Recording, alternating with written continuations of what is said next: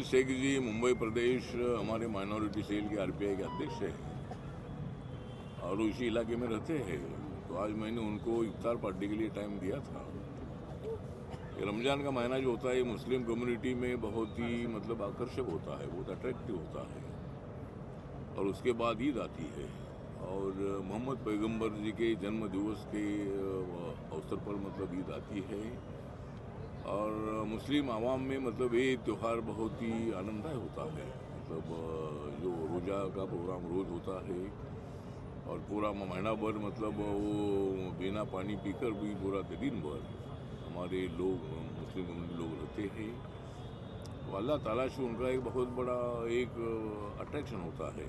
और ये पूरे देश भर में 14-15% हमारे मुस्लिम आवाम के लोग हैं। और रिपब्लिकन पार्टी ऑफ इंडिया जो है ये बाबा साहब की विचारधारा को मानती है। बाबा साहब अम्बेडकर जी ने सभी धर्म के लोगों को न्याय देने की बात की है। और अपने देश में अनेक जातियां हैं, अनेक धर्म के लोग हैं, अनेक भाषा के लोग हैं, लेकिन उसके बावजूद भी देश एक है। बाबा साहब ने जो संविधान के माध्यम से जो सपना देखा है वो अखंड भारत का सपना है। और इस भारत को सोशली, इकोनॉमिकली, एजुकेशनली मजबूत करने की भूमिका संविधान ने स्वीकारी है। और माननीय नरेंद्र मोदी जी देश के प्रधानमंत्री के रूप में मतलब वो काम कर रहे हैं। और उन्होंने अभी बात की है कि भाई रमज़ान के महीने में, जो रमज़ान का महीना वर्ल्ड में जो मुस्लिम कम्युनिटी है उसके लिए बहुत बड़ा एक आनंददायी त्यौहार होता है। ऐसे वक्त पर ऑस्ट्रेलिया, इसराइल और ईरान का युद्ध होना ठीक नहीं था मतलब, लेकिन उसी महीने में युद्ध हो रहा है। ये उसके बारे में उन्होंने बात की है।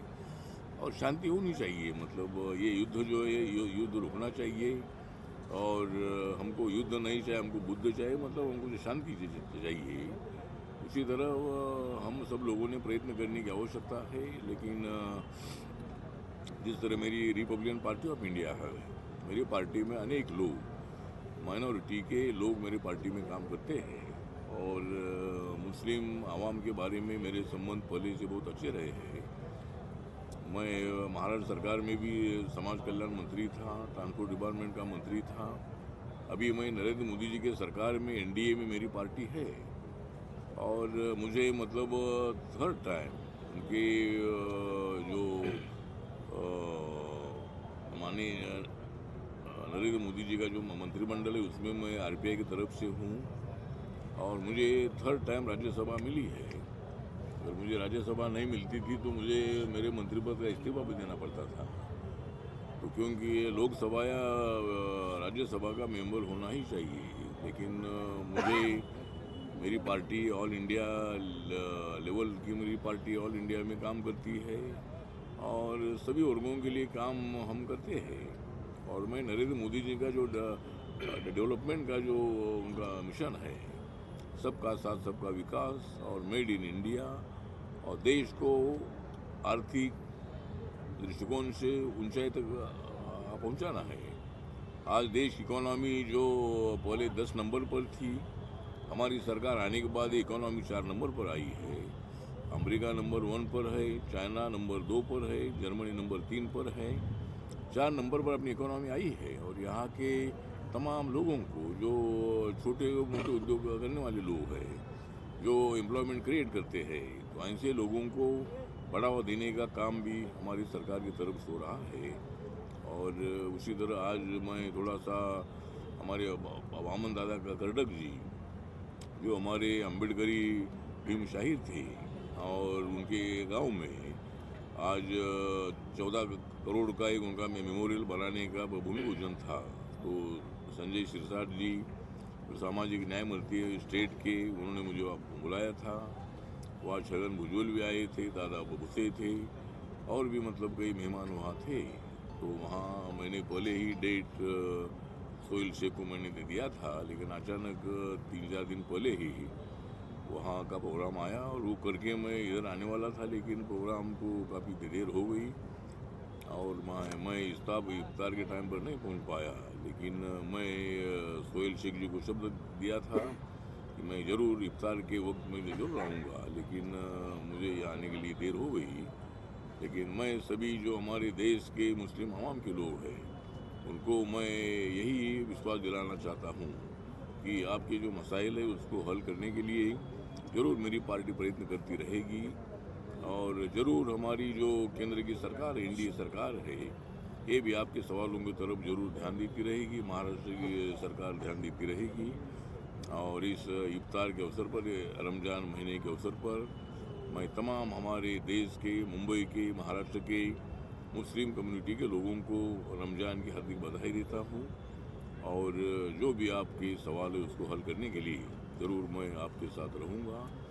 और सोहेल शेख हमारे बहुत एक्टिव लीडर है, ज़्यादा स्पीच नहीं दे देते हैं लेकिन काम करने में उनका बहुत ही अच्छा योगदान हमें रहता है और इसीलिए हमने उनको मुंबई का अध्यक्ष भी हमने बनाया है। और इसी तरह पूरे मुंबई में जो भी माइनॉरिटी के लोग हैं उनको पार्टी में लाकर उनकी एजुकेशनली, इकोनॉमिकली, सोशली उनकी डेवलपमेंट हो, उसके लिए हमारी पार्टी मुस्लिम आवाम के लिए प्रयत्न करती रहेगी। इन्हीं शब्दों के साथ मैं हमारे सोहेल शेख जी और जो तमाम हमारे मुस्लिम आवाम के जो लोग हैं उनको रमज़ान की मैं हार्दिक बधाई देता हूँ। सलाम अलैकुम, जय भीम, जय भारत, जय महाराष्ट्र। इतना कीमती वक्त साहब ने दिया, मुझे उसका बहुत बहुत आभार है। साहब यहाँ पर आए, बहुत कीमती समय में से समय निकाला साहब ने और सबसे ज़्यादा हमको खुशी तो ये हुई साहब को 3rd टाइम राज्यसभा मिला, तो मतलब एक मुसलमान कम्युनिटी को एक सपोर्ट मिला। साहब ने हर जगह हर वक्त मुसलमानों के पीछे खड़ा रहा है, मुस्लिमों के हर वक्त साथ दिया। जैसे गौ रक्षक के उसमें हुआ था, गौ हत्या वन में साहब ने बोला था, लाउड स्पीकर के बारे में साहब ने बोला था, सर ने हर जगह साहब ने बोला है हर किसी के बारे में।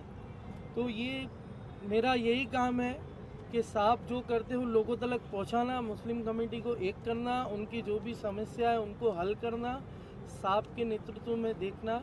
और साहब मतलब साहब इतना काम करते, साहब के ऑफिस में देखता हूँ कई मुस्लिम लोग आते हैं। मेरा सबसे ये आह्वान है कि साहब से जुड़ो, पार्टी में आकर हमसे जुड़ो। कई लोग आते हैं साहब के पास आते हैं, हमारा ये काम है वो काम करके चले जाते हैं, लेकिन साहब के पास आकर जुड़ते नहीं। एक ताकत बनो, साहब ऐसे हैं, एक मुसलमान की आवाज़ है साहब, एक कम्युनिटी